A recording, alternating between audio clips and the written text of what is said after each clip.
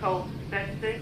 This is what doctors at the Cleveland Clinic hear when a patient develops sepsis. A bold alert for the #1 leading cause of hospital deaths across the U.S., impacting millions. Sepsis is a life-threatening medical emergency caused by the body's response to infection. But now, doctors say there's a new tool to help fight it off. It's not an antibiotic or a medical device, it's AI.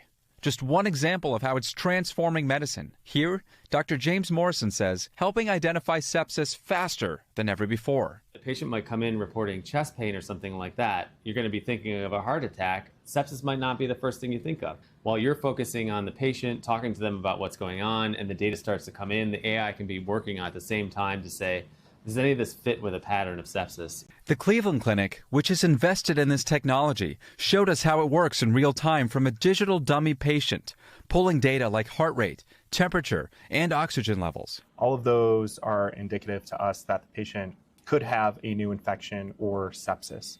Last year across our system, we had over 30,000 sepsis cases, about 2,000 deaths, and we've seen that our sepsis efforts have driven down those deaths by hundreds per year. If their tool is like a security system constantly monitoring your body, in North Carolina, a spine surgeon is using AI differently. It's how I've often described it to patients is it tells me where I am, even though I may not know with my own eyes, just like a GPS in your car would do.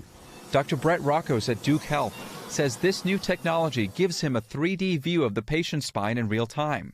Made by Proprio, advanced sensors work to digitally replicate a patient's spinal anatomy. Dr. Rocco says the tool can help shorten complicated hours-long surgeries. What that means for the patient is they're having less anesthetic, less time asleep on the operating table, less bleeding. The AI tool is FDA approved, already used in over 100 surgeries, with the company saying more hospitals are now set to test it. Meanwhile, back in Ohio, the Cleveland Clinic will also start testing the world's first neurological AI model that's not trained on text, but on electrical brain waves. Seizures are storms of electricity happening in the brain. Dr. Imad Najim runs the hospital's epilepsy center. Wow. This is the central monitoring unit. What we're looking at are recordings, brainwave recordings, Ohio, Florida, or even in Abu Dhabi, United Arab Emirates. You can see people here in the UAE. Exactly. Wow. It's a patient who just had a seizure now. That Yes. voice we just heard. Yeah.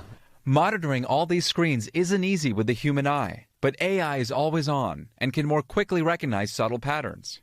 We may be seeing something which is difficult to ascertain that it is a seizure or not. Our AI model will be able to detect it as early as 40, 50 seconds before.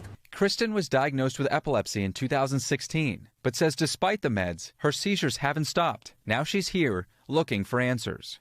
They're bringing artificial intelligence or AI into that EEG. How would you feel about something like that? That'd be really cool. If it's something in as much as it's looking at those patterns to see if it can find like a trace, that would be great. I don't want it to obviously take the role of clinicians who are there to help advise and make like ethical decisions. And it comes as people turn to AI for medical diagnoses, the next stage of what's dubbed cyberchondria, something experts caution. And the industry is also grappling with how to address strict data privacy laws. But doctors say it can still assist. Use artificial intelligence to complement human intelligence and using human intelligence to make the final decision. So it's still humans treating humans, now with a helping hand. Dr. Akshay Sayal, NBC News, Cleveland, Ohio. We thank you for watching, and remember, stay updated on breaking news and top stories on the NBC News app or watch live on our YouTube channel.